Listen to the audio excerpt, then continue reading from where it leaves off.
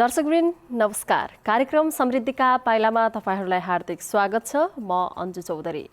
लुम्बिनी प्रदेश सरकार आन्तरिक मामिला तथा कानुन मन्त्रालयको सहकार्यमा एनटिभी कोहलपुरले तयार पारेको कार्यक्रम समृद्धिका पाइला तपाईं हरेक मंगलबार साँझ 7:30 बजे र बुधबार बिहान 9 बजे एनटिभी कोहलपुरमा हेर्न सक्नुहुन्छ।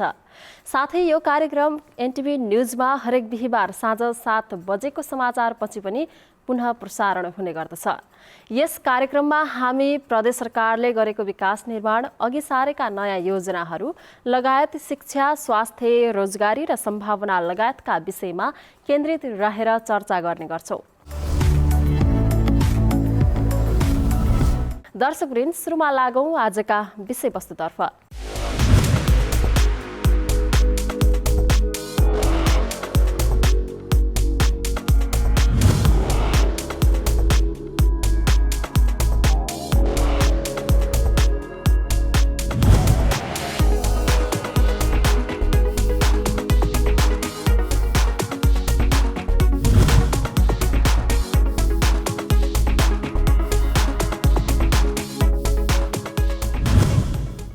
दर्शकवृन्द, दाङमा चालु आर्थिक वर्षमा थप 41वटा खानेपानीका आयोजना निर्माण सम्पन्न भई उपभोक्ता समितिलाई हस्तान्तरण गर्ने तयारी प्रदेश सरकारको छ। दाङ र पूर्वी रुकुममा गरी संघीय सरकारबाट हस्तान्तरण भएका र प्रदेश सरकार अन्तर्गतका 200 भन्दा बढी खानेपानीका आयोजना निर्माणाधीन अवस्थामा रहेका छन्। संघीय सरकारबाट हस्तान्तरण भएका आयोजनाका लागि न्यून बजेट विनियोजन हुने भएकाले लामो समयसम्म निर्माणाधीन अवस्थामै रहने गरेका छन्। प्रदेश सरकार अन्तर्गतका आयोजनामा भने त्यस्तो समस्या नदेखिएको हाम्रा दाङ संवाददाता सन्तोष सुवेदीले जनाएका छन्। दाङमा गत आर्थिक वर्षमा 5वटा खानेपानीका आयोजनाको निर्माण कार्य सम्पन्न भई सम्बन्धित उपभोक्ता समितिलाई हस्तान्तरण गरिएको छ। रकम अभाव नभए चालु आर्थिक वर्षमा थप 41वटा आयोजना निर्माण सम्पन्न भई उपभोक्ता समितिलाई हस्तान्तरण गर्न सकिने डिभिजन खानेपानी तथा सरसफाई कार्यालय दाङले जनाएको छ। दाङ र पूर्वी रुकुममा गरी संघीय सरकारबाट हस्तान्तरण भएका र प्रदेश सरकार अन्तर्गतका 200 भन्दा बढी खानेपानीका आयोजना निर्माणाधीन अवस्थामा रहेका छन्। संघीय सरकारबाट हस्तान्तरण भएका आयोजनाका लागि न्यून बजेट विनियोजन हुने भएकाले लामो समयसम्म निर्माणाधीन अवस्थामै रहने गरेका छन्। प्रदेश सरकार अन्तर्गतका आयोजनामा त्यस्तो समस्या नभएकाले सीमित स्रोत साधनका बीच पनि काम भइरहेको कार्यालयले जनाएको छ। लकडाउनका समयमा पनि काम भएकाले रकम अभाव नभए यस वर्ष धेरै योजनाको काम सम्पन्न भई उपभोक्ता समितिलाई हस्तान्तरण गरिने डिभिजन खानेपानी प्रमुख गुणनिधि पोखरेलले बताउनुभयो। सशर्त तर्फका आयोजनाका लागि रकम अभाव भई पाइप खरिद गर्न समस्या परेको पोखरेलको भनाइ छ। हामीलाई अलिकति समस्या भनेको यो सशर्तका कार्यक्रमहरूमा बजेटको एकदमै अभाव छ। हामीसँग यो हामीले रिपोर्टिङ मन्त्रालयमा पनि गरिसकेका छौँ। हामीसँग यथेष्ट बजेट भयो भने यो आर्थिक वर्षमा हामीले दाङ जिल्लामा मात्रै 35+ आयोजनाहरू सम्पन्न गर्न सक्ने अवस्थामा रहेछन्।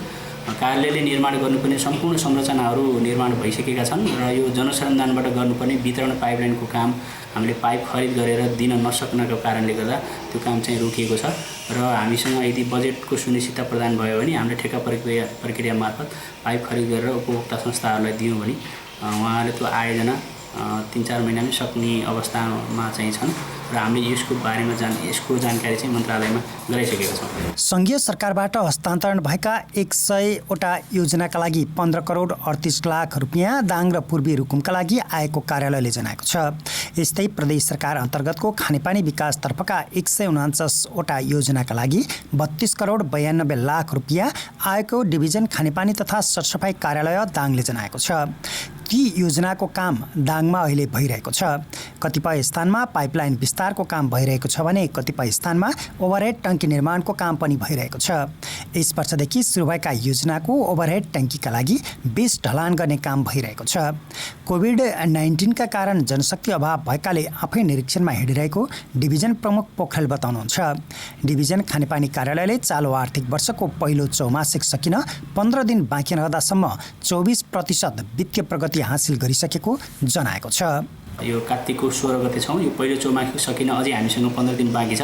हामीले आजसम्म तपाईँको 24.84% वित्तीय प्रगति हासिल गरिसकेका छौँ र क्रमागत आयोजनाहरू हामीसँग निरन्तर रूपमा काम भइरहेका छन्। लकडाउनमा पनि यति त्रासको बिचमा पनि लकडाउनमा हामीले एक दिन पनि कार्यालय बन्द गरेनौँ र काम पनि एकदमै निरन्तर रूपमा अगाडि बढिराख्यो। त्यसले गर्दा हामीले अघिल्लो आर्थिक वर्षको कोभिडको समयमा पनि उत्कृष्ट कार्य प्रगति हासिल गर्न सक्यौँ दाङ जिल्लामा र यो आर्थिक वर्षमा पनि हामीले क्रमागत आयोजनाहरूको काम निरन्तर रूपमा अगाडि बढाइराखेका छौँ र हामीलाई समस्या भनेको जनशक्ति र बजेटको मात्रै समस्या हो, अरू खासै त्यस्तो समस्या चाहिँ छैन। जिल्लामा पानीका स्रोत बढी अभाव रहेका क्षेत्रमा 2-3 स्टेपका अफ लिफ्ट योजना समेत निर्माण गरिएको कार्यालयले जनाएको छ। जिल्लामा खानेपानीका थप 52वटा योजनाका लागि माग भए पनि वास प्लान बनि नसकेकाले ती योजनाको सर्वेक्षण गर्न नसकिएको कार्यालयले जनाएको छ। वास प्लान निर्माण नहुँदै नयाँ योजनाको सर्वेक्षण नगर्न मन्त्रालयबाट निर्देशन आएको कार्यालयले जनाएको छ। डिभिजन खानेपानी कार्यालयको तथ्याङ्क अनुसार जिल्लाका 74% बासिन्दा समक्ष आधारभूत खानेपानी पुगिसकेको छ। बन्दै गरेको वास प्लान पछि खानेपानी नपुगेका क्षेत्रको यथार्थ जानकारी आई ती क्षेत्रमा आयोजनाको काम केन्द्रित गर्न सहज हुने कार्यालयको विश्वास छ। हाम्रो पुरानो तथ्याङ्कले दाङ जिल्लामा खानेपानीको आधारभूत खानेपानीको कभरेज चाहिँ 74% पुगेको भनेर देखाउँछ। तथापि हामीले भौतिक पूर्वाधार विकास मन्त्रालयको अगुवाईमा स्थानीय तहहरूको समन्वय र सहकार्यमा यो वास प्लान तयारी गर्दैछौँ, जुन गत आर्थिक वर्षमा सम्पन्न गर्ने लक्ष्य राखेको थियो मन्त्रालयले। यो कोभिडको कारणले गर्दा गत आर्थिक वर्षमा सम्पन्न गर्न सकेन र यही आर्थिक वर्षको पहिलो चौमासिकभित्रमा त्यो वास प्लान सम्पन्न गर्ने भनेर मन्त्रालयबाट रिपोर्टिङ आएको छ। त्यो वास प्लान सम्पन्न गरिसकेपछि यथार्थ हाम्रो खानेपानीको अवस्था कस्तो छ, कभरेज कति छ र बाँकी कति ठाउँमा हामीले खानेपानी आयोजनाहरू सञ्चालन गर्नुपर्ने छ भन्ने कुरा त्यो हाम्रो वास प्लानबाट देखिन्छ। खानेपानीका आयोजना निर्माण सम्पन्न भएपछि उपभोक्ताहरू पनि खुसी भएका छन्। शान्तिनगर गाउँपालिकाको वडा नम्बर 3 मा यो टङ्की निर्माणपछि पानीका लागि झगडा गर्नुपर्ने अवस्थाको अन्त्य भएको स्थानीयहरू बताउँछन्। सार्वजनिक धारामा हाम्रो गाउँघरहरूमा पानीको लागि झगडा पर्ने गर्थ्यो, महिलाहरूमा धेरै झगडाहरू हुने गर्थ्यो। पुरुषहरू त्यसको लागि फेरि महिलाहरूको विषयमा पुरुषहरू आएर बोल्नुपर्ने अवस्थाहरू रहेको थियो। तर अहिले आएर निजी धारा आइसके पश्चात हामीलाई सबैलाई सजिलो भएको छ। घर घरमा पानी भएको छ, सरसफाइको लागि सबैलाई राम्रो भएको छ। खानेपानीका लागि भारतीय भूमिमा भर पर्नुपर्ने कोइलावासमा पनि बोरिङबाट पानी निस्किएपछि खुसियाली छाएको छ। सीमित स्रोत साधनका बीच पनि जनताको घर घरमा खानेपानी पुर्याउने प्रदेश सरकारको अभियान निरन्तर अघि बढिरहेको छ। डिभिजन खानेपानी कार्यालय दाङको तथ्याङ्क अनुसार जिल्लाका 74% बासिन्दा समक्ष आधारभूत खानेपानी पुगिसकेको छ। लामो समयसम्म हामी बन्दाबन्दी वा चाहिँ निषेधाज्ञा लागू गरेर चाहिँ सङ्क्रमण दरलाई नियन्त्रण गर्ने बाटोमा अगाडि बढ्न सक्ने अवस्था रहँदैन। आवश्यकता अनुसार हामी एरिया बन्दी गरेर चाहिँ ट्रेसिङको काम अगाडि बढाउनेछौँ। अन्यथा हामी आर्थिक क्रियाकलाप सँगसँगै महामारी विरुद्धको लडाइँ अगाडि बढाउनु पर्नेछ। त्यस अर्थमा सम्पूर्ण दाजुभाइ दिदीबहिनीहरूले सकेसम्म चाहिँ आवश्यकताभन्दा बढी गतिविधि मुभमेन्टहरू नगर्नका लागि म अनुरोध गर्न चाहन्छु। घर बाहिर निक्लनु पर्दाखेरि अनिवार्य रूपमा स्वास्थ्य सुरक्षा मापदण्ड प्रयोग गर्ने, मास्क लगाउने र कुनै पनि वस्तुलाई छोइसकेपछि सार्वजनिक स्थानका वस्तुहरूलाई छोइसकेपछि सेनिटाइज गर्ने वा चाहिँ साबुन पानीले हात धुने जस्ता मापदण्डहरू प्रयोग गर्ने र एकअर्को व्यक्तिबाट चाहिँ निश्चित दूरी बनाएर चाहिँ संवाद गर्ने खालको तरिका प्रयोग गर्यो भने यो महामारी विरुद्ध हामी आफूलाई सुरक्षित गर्न सक्छौँ। त्यो दिशामा सम्पूर्ण दाजुभाइ दिदीबहिनीहरूको सहयोग हुनेछ भन्ने विश्वास र अपेक्षाका साथ म हार्दिक अनुरोध गर्न चाहन्छु। जनचेतनाका लागि लुम्बिनी प्रदेश सरकार मुख्यमन्त्री तथा मन्त्री परिषदको कार्यालय रूपन्देही। एक घर एक खानेपानीको धारा नीति अनुसार लुम्बिनी प्रदेश सरकारले प्युठान जिल्लामा पनि स्वीकृत 36वटा आयोजना मध्ये 16वटा आयोजनाको काम सुरु गरेको छ।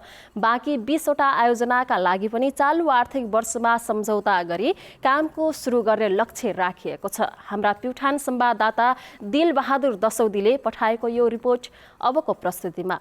नेपाल सरकारले एक घर एक खानेपानी धारा नीति अन्तर्गत लुम्बिनी प्रदेश सरकारले प्युठान जिल्लामा 36वटा खानेपानी आयोजना स्वीकृत गरेको छ, जसमध्ये गत आर्थिक वर्षमा 16वटा आयोजना सुचारू भएका छन्, जसमध्ये 5वटा टेन्डर प्रक्रियाबाट र 9वटा उपभोक्ता समिति गठन गरेर काम सुरु भएको छ भने 2वटा स्थानीय विवाद रहेकाले काम सुरु हुन नसकेको बताउनुहुन्छ खानेपानी तथा सरसफाई डिभिजनका अधिकृत 6औं गणेश रायमाझी। यस जिल्लामा 36वटा योजना प्रदेश अन्तर्गत सञ्चालित छन्, जसमध्ये 20वटा योजना त हाम्रो यही आर्थिक वर्षदेखि नै सुचारू भएका हुन्। त्यो भएर अब सम्झौता गर्ने प्रोसेसमा चलिरहेको छ।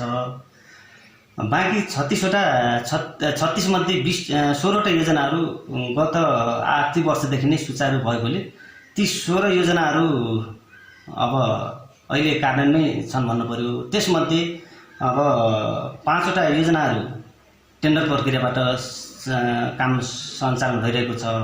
9वटा योजनाहरू उपभोक्ताबाट भइरहेको छ र 2वटा योजनाहरू स्थानीय पहिला पनि भनिसकेँ स्थानीय विवादको कारण अझै सुरु हुन सकेको छैन र तुरुन्तै अब सुरु हुने अब योजनामा छ र त्यही 16वटा योजनाहरूमध्ये विगत देखि सञ्चालन भएका 16वटा योजनाको कुल लागत 56,38,82,960 पैसा छ।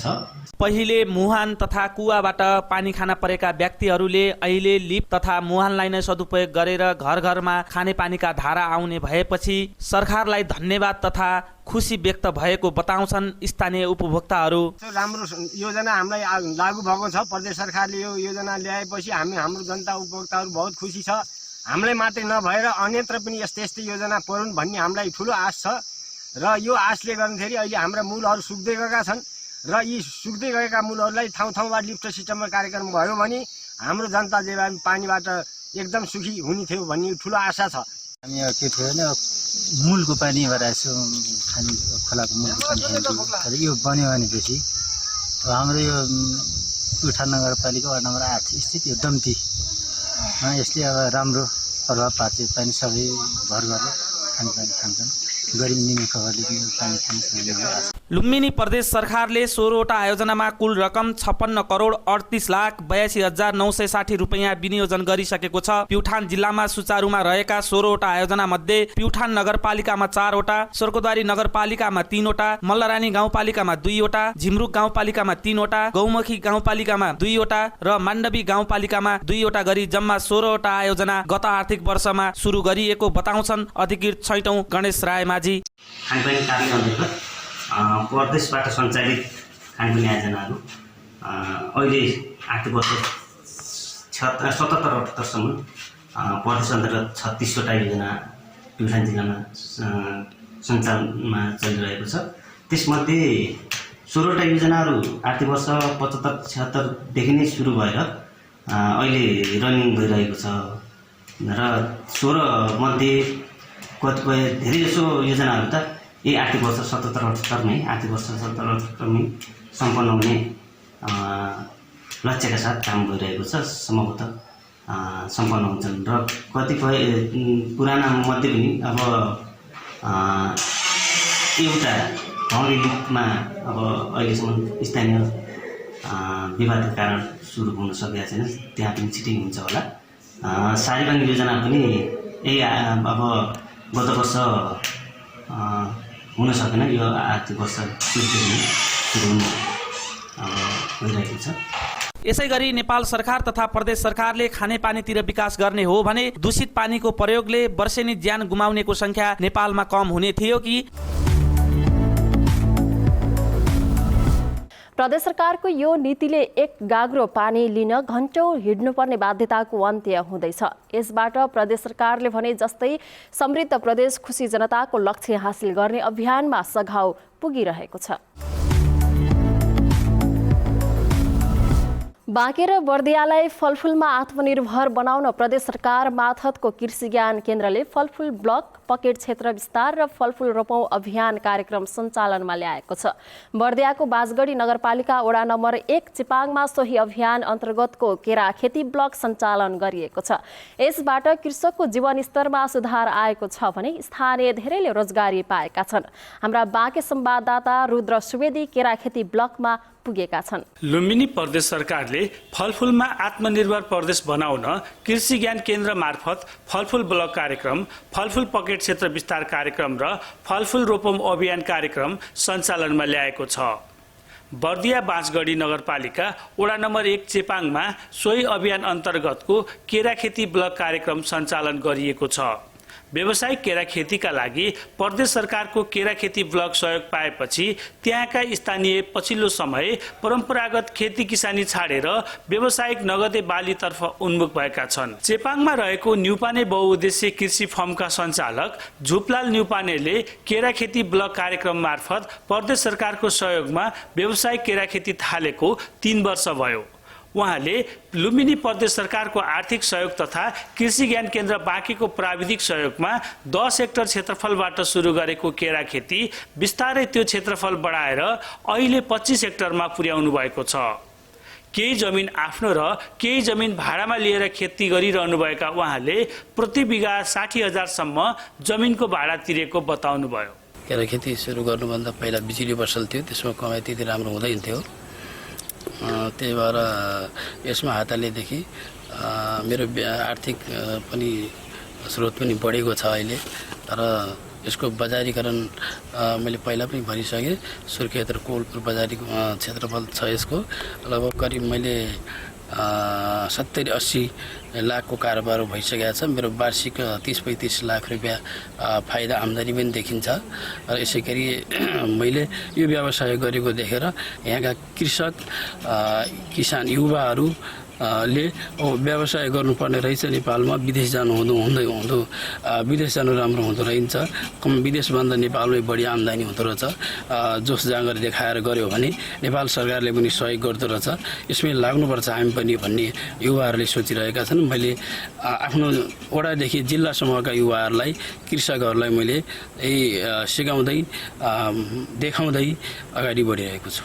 उहाँले 10 जना स्थानीयलाई रोजगार समेत दिनुभएको छ। यति मात्र होइन, सिजनको बेलामा 10-15 जना त दैनिक ज्यालादारीका रूपमा स्थानीयले काम पाउने गरेका छन्। न्युपाने बहुउद्देश्य कृषि फर्मले सञ्चालनको 3 वर्षमा 80 लाख बराबरको कारोबार गरिसकेको छ।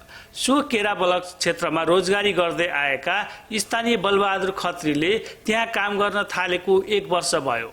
यसभन्दा अघि उहाँले साउदी अरबमा वैदेशिक रोजगारमा दिनरात नभनी काम गर्दा पनि महिनाको 8-9 हजार कमाउन पनि हम्मे परेको अवस्थामा अहिले भने स्वदेशमै बसेर सोही केरा फर्मबाट महिनाको 20,000 तलब पाउने गरेको बताउनुहुन्छ। खादहरू हाल्ने, दबाईहरू हाल्ने, केराहरू ल्याएर पकाउने, बेच्ने, साउलाई पैसाहरू बुझाउँछु। रोजगार पाइएको छ, बहुत राम्रो छ सर। यस्तै अझ अरूले धेरै भएर धेरैले पाए पनि धेरै राम्रो हुन्थ्यो सर। यहाँ धेरै राम्रो छ सर। अब बालबच्चाहरू साथमा छन्, यहीँ नजिकैको काम घरैनिरको घरतिर पनि देखभाल गर्न सक्यो। अर्काको ठाउँमा भन्दा मैले छोडेँ सर, उता यतै राम्रो छ सर। साउदीमा थिएँ सर, साउदीमा त बेकार थियो, 9-10 हजार रुपियाँ बत्यो सर। चेपाङका अर्का किसान दिल्ली प्रसाद देवकोटाले 3 वर्ष अघिसम्म आफ्नो खेतबारीमा धान, गहुँ र मकै लगाउने गर्नुभएकोमा अहिले भने केरा खेती सुरु गर्नुभएको छ।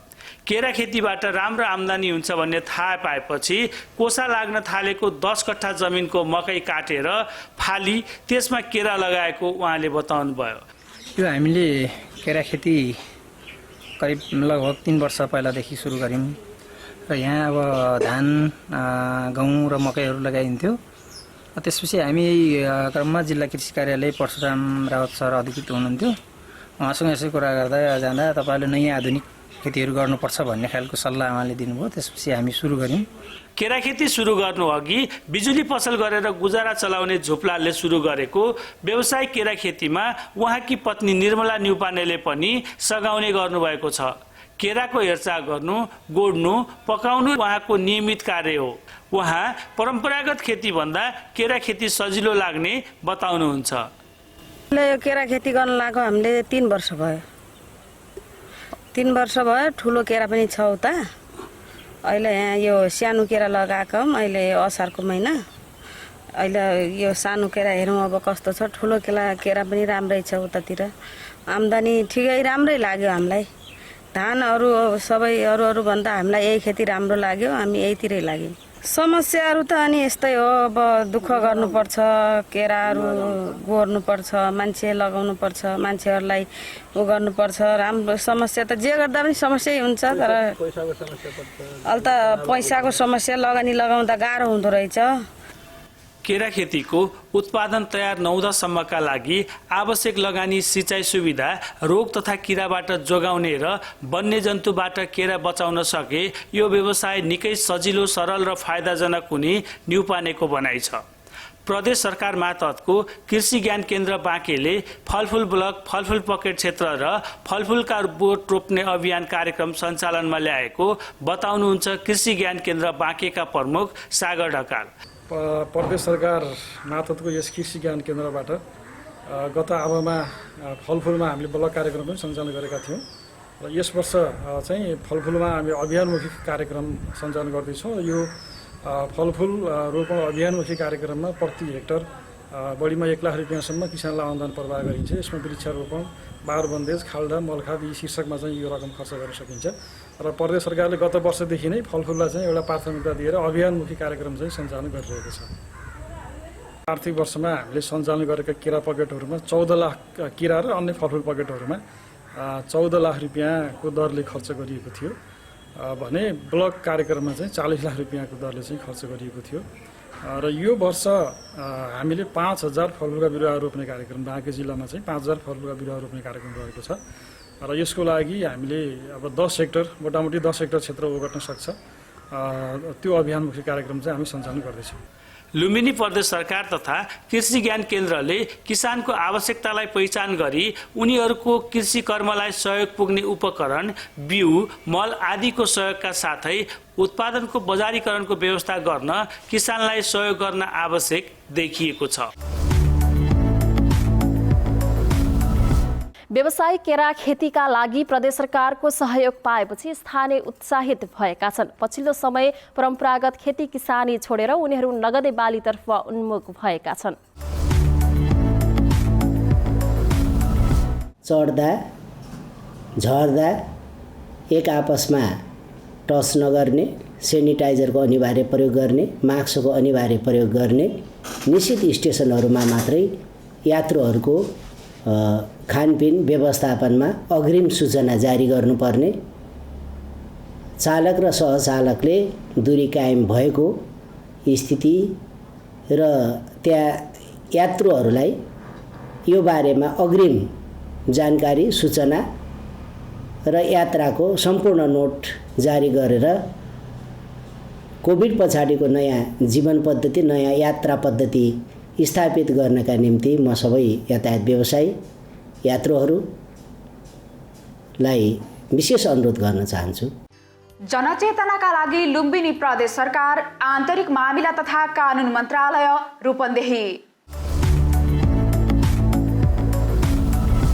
लुम्बिनी प्रदेश सरकारको आर्थिक सहयोगमा गुल्मीमा पहिलो पटक जडीबुटी उद्यान तथा सूचना केन्द्र स्थापना गरिएको छ। जिल्लाको इस्मा गाउँपालिकामा लुम्बिनी प्रदेशका 12 जिल्ला मध्ये गुल्मीमा पहिलो र एकमात्र जडीबुटी उद्यान तथा सूचना केन्द्र स्थापना गरिएको हो।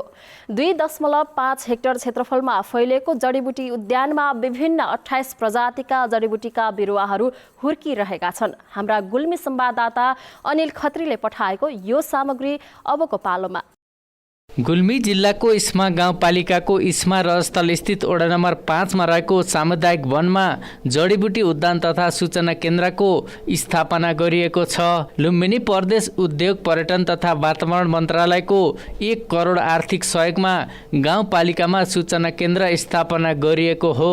2.5 हेक्टर क्षेत्रफलमा फैलिएको जडीबुटी उद्यानमा तार जालीले कम्पाउन्ड गरी त्यसभित्र संसारमै सबैभन्दा महँगो वनस्पति अगर रुद्राक्ष सहित विभिन्न 28 प्रजातिका जडीबुटीका बिरुवाहरू हुर्किरहेका छन्। गत साल यसको लागि 1 करोड रुपियाँ विनियोजन भएको थियो, जसबाट 2.67 हेक्टरको पेरिफेरीमा बारबेर गर्ने काम पनि भयो र हाम्रो यहाँ बिल्डिङ बनेको छ, हाम्रो मन्दिर पनि बनेको छ र केही यसमा ब्याडहरू बनेका छन्।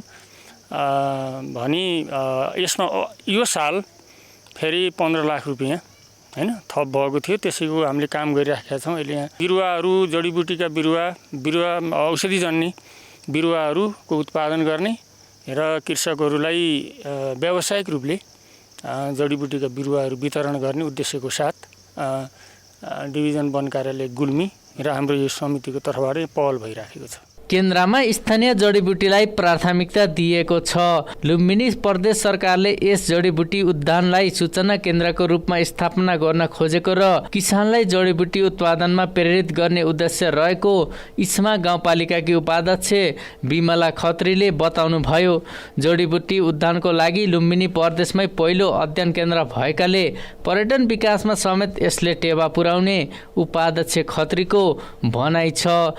मलाई के लाग्छ भने जसरी यो हामीले यसरी यो सञ्चालनमा ल्याएको छौँ, अब यसलाई यो आर्थिक उन्नतिसँग पनि यो जोडिएको छ र अर्को कुरा पर्यटकीय स्थल बनायो भने एकदम यो नमुनाको रूपमा विकसित हुन्छ। हाम्रो यही नजिकै माथि यो दरबार कोट पनि छ। त्यसकारण यसलाई हामीले एउटा पर्यटकीय रूपमा हामीले यसलाई विकसित गर्ने हाम्रो लक्ष्य छ। हामीले यो परीक्षण कालमा यहाँ कस्तो खालको हुन्छ त होइन, एउटा हाम्रो गाउँ कार्यपालिकाले निर्णय गरेर यो ठाउँ सुइटेबल छ है भनेर हामीले यसरी अध्ययनबाट यो ठाउँमा हामीले चोइस गरेको होइन, यो ठाउँ छनौट गरेका छौँ र आगामी दिनमा अब यसले धेरै जातका बिरुवाहरू उत्पादन गर्छ होइन, धेरै जातकोहरू धेरै अब यहाँ मलाई लाग्छ टिमुर पनि हाम्रो यो भेगमा टिमुरहरूको जातको बिरुवा पनि राम्रोसँग हुन्छ जस्तो लाग्छ। अहिले टिमुरको माग धेरै छ। उद्यानमा अगरवुड, टिमुर, हर्रो जस्ता जडीबुटीलाई उच्च प्राथमिकता दिएको छ। जडीबुटीमा आत्मनिर्भर बनाउने, किसानले उत्पादन गरेका जडीबुटी खरिद गर्ने र विशेष गरी महिलाहरूलाई आत्मनिर्भर बनाई दैनिक जीवनयापनमा सहजता ल्याउने लक्ष्य रहेको छ। उद्यान स्थानीय जडीबुटीलाई प्राथमिकता दिएको छ। यस जडीबुटी उद्यानलाई सूचना केन्द्रको रूपमा स्थापित गर्दै किसानलाई जडीबुटी उत्पादनमा प्रेरित गर्ने उद्देश्य लुम्बिनी प्रदेश सरकारको रहेको छ। हवस् त दर्शकवृन्द, आजका लागि कार्यक्रम समृद्धिका पाइला यति नै। अर्को हप्ता नयाँ विषयवस्तु सहित उपस्थित हुने नै छौँ। कार्यक्रम उत्पादनमा सहयोग गर्ने सम्पूर्ण सहकर्मीहरूसँगै मलाई पनि बिदा दिनुहोस्। नमस्कार।